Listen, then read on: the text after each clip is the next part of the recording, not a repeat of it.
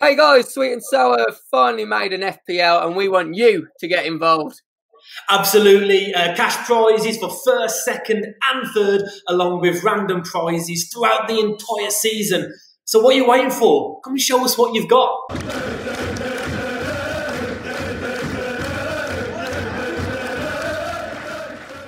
Hello guys and welcome back to Sweet and Sour Soccer.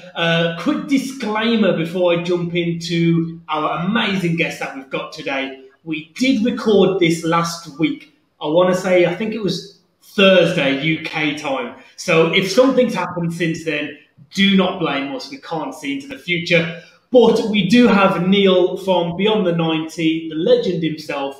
This could be his fourth or fifth appearance on this channel. We love him so much. Neel, how you doing, mate? Yeah, I'm good, lads. Yeah, thanks for having me on it again. It's first again we've done a video on your channel for the first time, but yeah, love coming on. So yeah, thanks once again for having me.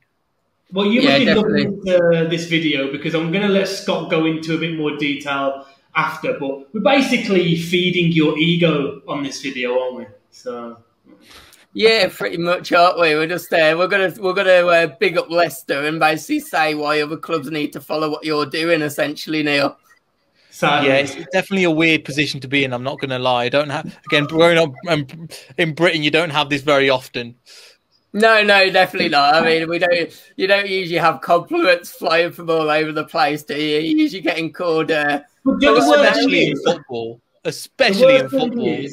The worst thing is it's true. Like Leicester probably are the closest team of any of us to break that top six if you can't already. I mean, Neel, would you argue you already have? Or are you sick of this line of inquiry that you've got to do it for another 2 or 3 years? Or do you think, well, Arsenal have done nothing for the last 5 years. We've won a league. We've won an FA Cup. Why aren't we? Why aren't Arsenal trying to get back in the top six? Are you on that level or? It's a weird one because, as you guys know, as Wolves fans, you've seen your team just play terrible football and support them just going, yeah, this is not good in the Championship and stuff. So watching them from there, watching them in League One and now showing it in the Premiership, there's part of me that's just like, lads, I'm just happy to be in the Premier League to a certain extent because it's just like for so many years you're in the Championship going, maybe we can make it to the Premiership, maybe we could, and then we'll go up, and then maybe we'll come down, and then okay, we'll rebuild, and we'll like all this kind of stuff. So the fact that we've done it in such a small amount of time, it's had its consequences as well. But again, they've been minor compared to the way they've handled it. But in terms of the top six, I don't really care, to be honest with you, because the agenda I think will always be there because the fan base is there. In terms of how we do on the pitch, that's something else. But in terms of if we're playing a certain brand of football, sure, people are recognizing it slowly, but I want us to go under the radar a little bit. And that's just how I just say write us off.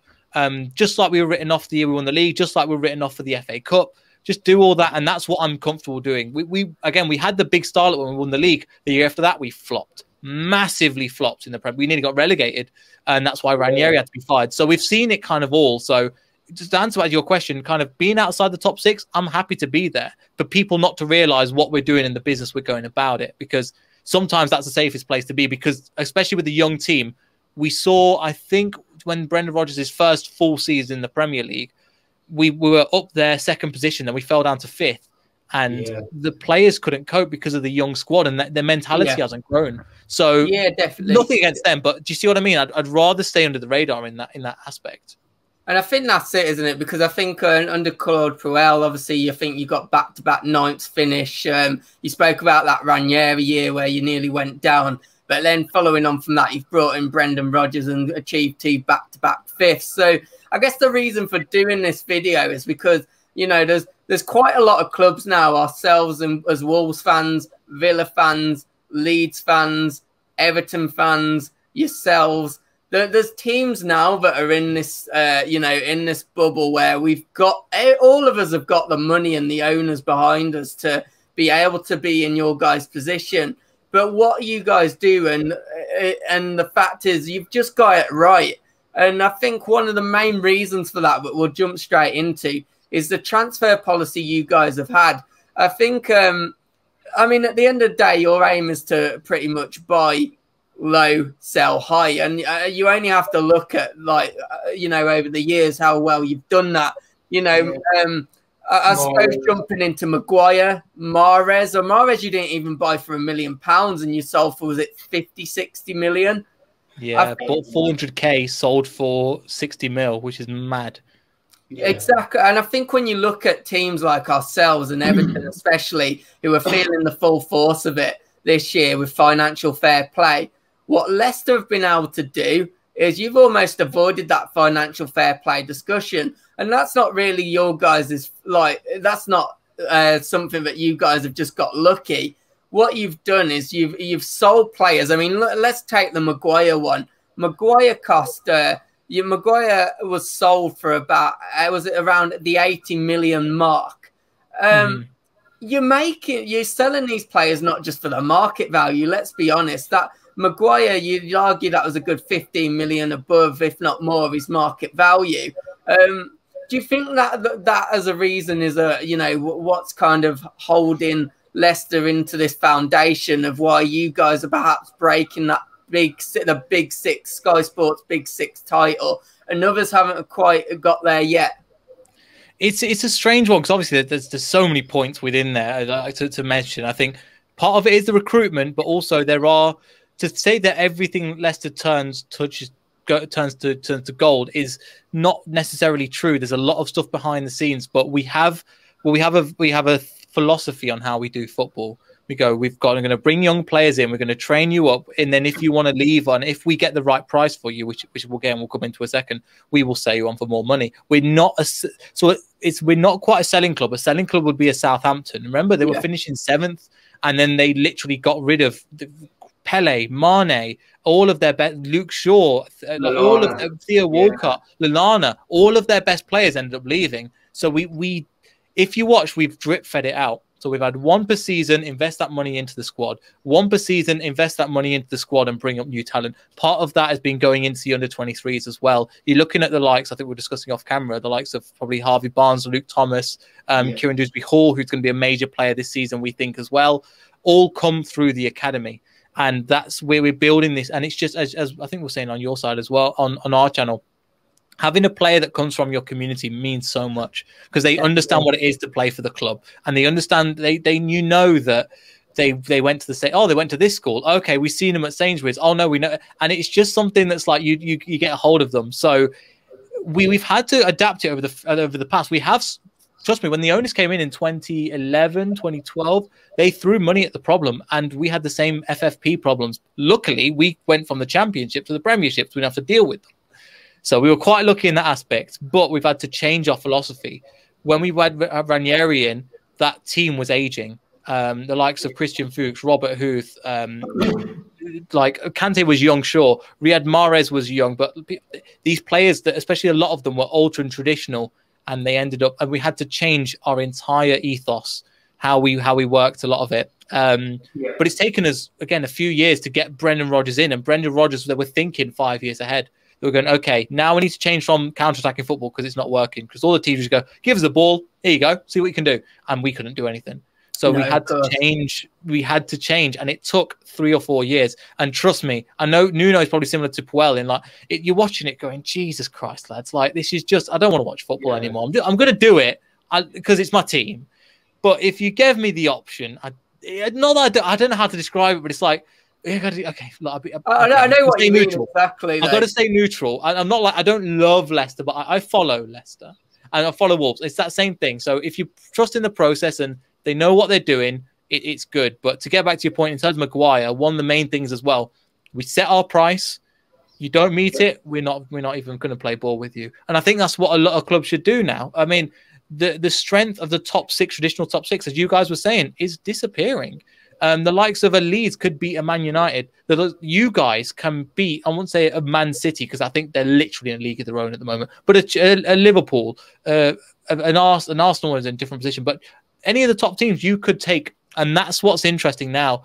A lot of the teams, because I did my predictions at the beginning of the season, anywhere between 12th and 6th, as you were saying, is interchangeable. And that's including Tottenham and Arsenal, in my opinion. Any of them can change round in any order. And look at the points gap is going to reduce massively. And I think that's going to be to your benefit. But again, one of the things we've done is we've set a price. Again, we could have bended because Man United and Man City were both in for Maguire, and they both bidded 60 mil and 65 mil. And then I think Man United had to pay 70 mil, A, to get them off Man City's back to kind of take something away from them, and B, it just was a perfect storm where they didn't have enough English players. Maguire fitted that. They needed a centre-back. Maguire fitted that. And there wasn't anybody else really on the market that was available. So we kind of, we took them and we give them big thumbs up. I know, and again, he is a great defender, but he's not better than Van Dijk. I think there's no way better than Van Dijk. No, I wouldn't say so. And I think so many things, and yes, you could argue it's luck, but I think there's more than just luck involved in that. Obviously, they needed to fill their English quota, homegrown players. They needed a centre-back. The bidding war, whether you're selling an antique vase or a footballer, if you've got a bidding war, you're rubbing your hands together as a fan base, as a club and as owners. There was a word you mentioned there, I think a few moments ago, which was sustainability. I just want to touch on this idea of another weapon in your arsenal of cementing yourself as a top six side. I understand there are quite serious talks now of increasing stadium capacity to around about or just above the 40,000 mark. Well, what can you tell us about that for someone who doesn't know a lot? So essentially, we're thinking again. We're going to do things, but we're going to do things the right way, but it's going to be incremental and for the long term. So another example, just before we go onto training ground, before we get into the stadium, we had a training ground for 100 million. So people like to say, oh, Maguire paid for the training ground. It's not as simple as that, but it makes for a great tweet pretty much. But again, it's to invest in the long-term future of the club, to have this brand new training ground. And when the owners do something, they go, right, we're not just going to do this okay, we're going to do it the best we can possibly do and find the best resources for that. Again, because of the longer term, attracting younger players, potentially building into that philosophy. But in terms of the ground, I think we're at 32,300 and something. But we're going to extend it to 40K, extending one of the stands. And then potentially, if that goes well, then extend another one, then another one. So they're building gradually because, again, as you guys know, from finishing 7th and then kind of falling down the table, it can go bad as it can go good.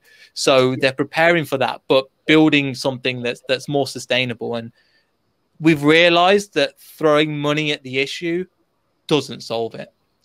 Yes, it works when you've got a manager like Pep Guardiola, but let's face it, most of us don't. So we're going to have to find another way of sorting that out. And this is the thing. So throwing money at the problem isn't always the issue, but I think eventually, the owners are doing the right thing by increasing things overall.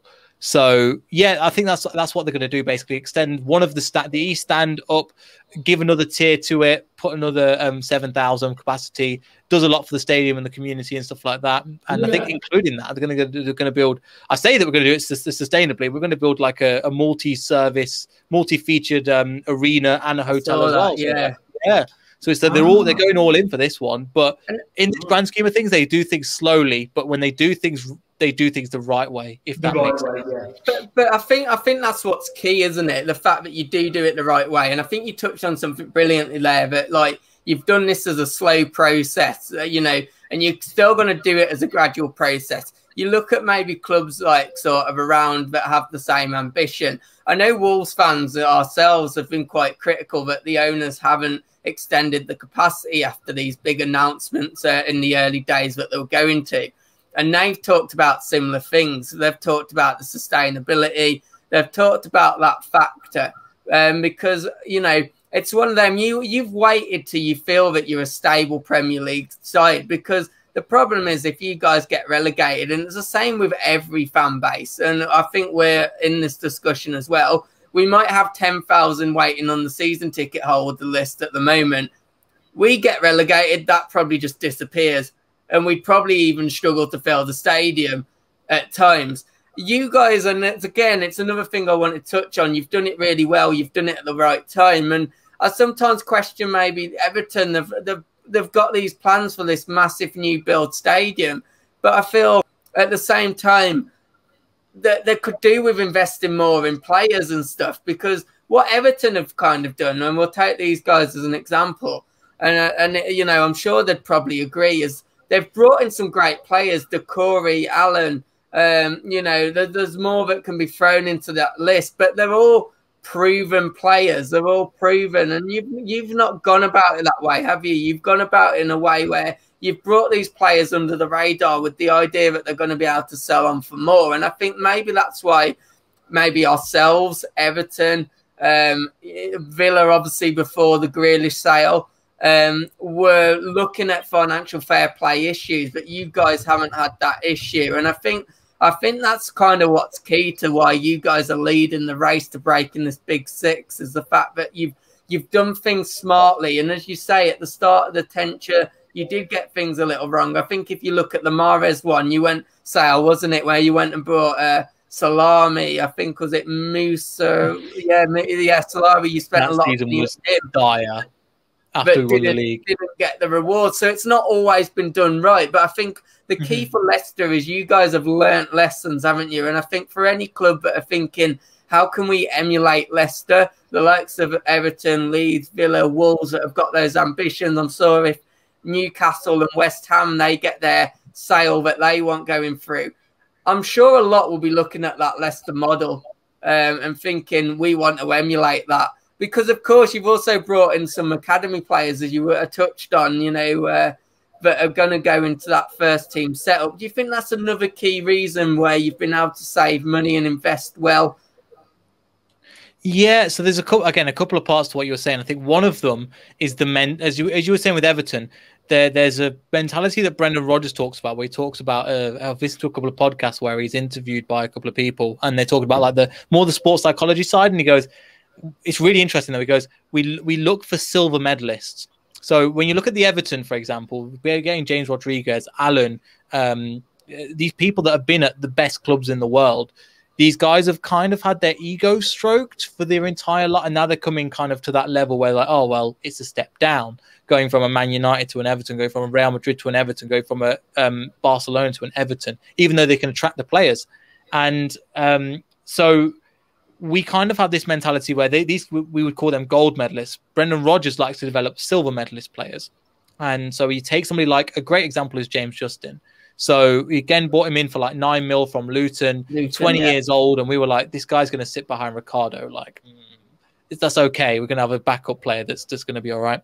But they saw him and they go, okay, we're going to track him and make sure that this guy is going to be great. And he hit the floor running when Ricardo had this awful injury. And now, unfortunately, James Justin's got that injury. But I honestly thought he would be one of the favourites to go to England, because he could play at the back three, left wing, right wing. So left wing back, right wing back, either side of a back three is unbelievable. But again, it's that kind of thing. But we tapped into a market, just kind of what you were saying, where Arsenal can't go and buy a £9 million winger because their fans go, who the hell are you? Why are you buying from League One? So again, you guys can copy that and go and get from a League One, or the Championship, as we guys know, is a great division to buy from. Perfect for that. A young player with physical that can dictate play, that can step up to the Premier League. It is different, but we know what the Championship is about. I'm surprised a lot more teams don't do it, to be honest. But we go and scout these guys for like 2 or 3 years. Charles Sionchu was in the works for about 3 years. Timothy Castagna was in the works for about 3 years. So we have like, apparently, from what we've heard, we have 100 players that we're looking at one time, each time, and they go, okay, this is not available. Okay, he's took a step up, he can't do it. And then we go, okay, then we're going to select 2 or 3 and make them part of the squad. And that's the thing. So we shot, I think we had a guy from Rob Tanner from the Athletic on, and he goes, Leicester just shop in a different market. And it's not something that other teams can't do. And let's be real, since 2018, we've lost our senior scout that got Mahrez, Drinkwater, Kante, Vardy. We lost Steve Walsh, who was our senior scout there, but we've managed to replace it and realize, okay, it's the structure that matters. So our senior scout has now gone to Roma as well, but we know that we can replace these players. So it is, you guys can do it, but it's just, why aren't you doing it is the question, because we've set the mark, but we don't want to be the only ones. We want other people to join us. Absolutely. So many clubs can and should be taking players out of your book. And that doesn't just go for the Wolves or the Villas or the Leeds or the West Hams. That goes for the Uniteds and the Cities. You know, Pep Guardiola not favouring Sancho, and then Sancho gets an £80 million move. De Bruyne was the same at Chelsea. They're trying to buy Lukaku now for 100 million, who wasn't good enough 4, 5, 6 years ago. So there's so many clubs that can do it. What holds us back is Mendes, and they have to be Portuguese. So you don't have that problem where you don't seem to get screwed over by agents. No, we don't. Well, you see, the Morrow situation was one where we kind of screwed over by the agent, but came from 400k to kind of up. But again, we have made mistakes along the way. I mean, we sold Kante for 30 million. Yeah. Like, what the hell were we doing? But again, that summer, the owners, again, as you were saying, Scott, they learned their lesson. They were getting everybody on long-term contracts. Little Ben Chilwell at like 17 years old, get him in on a contract. Get Wes Morgan on a contract to show. So they learn their lessons as they go. So, and then they were like, no buyout clauses now. We're not doing buyout clauses. We're going to set our price and set it at that. That's another thing, buyout clauses, yeah. It's something that you do well when buying, but you also do incredibly well. Well, you don't do it anymore when you sell. Yeah. Again, it's just the mentality change over time. And just even one thing, like also going back to the scouting thing, even Johnny Evans, right? You would think a proven Premier League defender, they would just bring him in. But again, he was relegated. Man City were in for him. I think they 35 mil, turned down. Then he got relegated. Man, we don't want him. We don't want a relegated player. We got him for 3 million. But even then, the scouts went back and traced him to when he was 10 years old and tracked his whole career and seeing is the mentality right. So it's not just the players right. Even if, for example, I think we guys were linked with Philip Coutinho as well. And a lot of people go, oh, well, he's got the kind of world-class player we need. And you guys know, it's like, no, it's the wrong mentality for our squad. So that's why the club wouldn't touch him with a barge pole, because they were like, no, we're not interested in that. Even though on paper, it looks like a great signing. I think that's where Everton are having the problem at the moment. Yeah, definitely they are, because they're signing these players that are proven, but at times you think, well, where's the sell-on value? And of course, you know, Everton fans will probably have a few that are watching this. They've now got FFP issues where they're in the same situation as us, actually. They're needing to sell to buy. You guys are probably, you have that luxury at times where, because you're selling well, it's not a worry, because you get to sell one player and sign 3 or 4. And I suppose to finish off on that, is there any areas, Neel, where you feel Leicester really need to improve to solidify? I know you don't want to speak almost about this big 6, but let's put it another way, to constantly finish in these European places. Yeah. I mean, one thing over the last 2 years that stopped you in the top 4, in my opinion, is one, been unlucky injuries, but 2, it's also been the situation where maybe your squad hasn't been full of enough depth. I mean, are you trying to rectify that? And is that an area where you feel you might need to improve to keep pushing on, or just keep where you have been the last couple of seasons? Yeah, it's a good question, and I think again this just takes time. When we first came up, we didn't really. If we had a massive, if it was all the year we won the league, to just bring it back to there, I know, but if we had 3, if they all played a part, but if we had an injury to Vardy, Mahrez, or Kante, we didn't win the league, and it was just a miracle that they all stayed fit. And it drove us forward, and it helps us play football. We just, like Johnny Simpson would just go, right, I'll take on 2 men. Yeah. Riyad Mahrez, you'll get the ball and don't backtrack. The things like that it was just a mixture of everything. But we realised Brighton in that year turned into, like, I don't know, he just turned into one of the best wingers in the world for that one season. He's still good. I mean, he's a Leicester favourite, because he just kind of he's all of, that you have the moany old people that go to football. They're everywhere. You always hear them. You're useless, blah, blah, blah. I think that's James. Just obviously not old yet. None of them say anything about. They just be quiet when they're all Brighton is, because they just love. And again, he signed a new contract, but he does the job, and he's underrated. He's a real workhorse. He's like our Johnny. Like, you never hear about him on Instagram kissing grannies and stuff like that. He just does what he's got to do, and that's what you need. Everyone needs a Johnny. Yeah, exactly. Yeah. And that's well, depends on the circumstance there. Well, that's going in your Twitter bio, mate. Everybody needs a Johnny. That's going on my Tinder profile. Make sure the girlfriend doesn't hear it. Neel, I've got one more question before we let you go. One more question. Do you think this is a honeymoon period? When I look at Leicester, I see the infrastructure, the players, the owner, the connection between the players and the owners. You go back to Schmeichel getting the owner onto the pitch after the FA Cup final win, letting him hold the trophy, lift the trophy. It seems like this isn't just a honeymoon period. To me, I'm not going to say I'm scared of Leicester because I don't think we're competing with you at this point in time. I think you are a top 6 team now. Club. Mm-hmm. The word club and team's a bit different in my opinion. But I do think you're a top 6 team. Do you think it's here to stay with everything in place? Or are you just going to enjoy it? We want to build every year and try and progress that every year. However, we know that the higher you go, the harder you fall and the bigger it's going to be. Yeah. But we're making the right steps in the right way to become hopefully a top 6 team. Again, into finishing that, we've finished 5th 2 times in a row. And as you guys know from finishing 7th, it can come up and you can go straight back down again.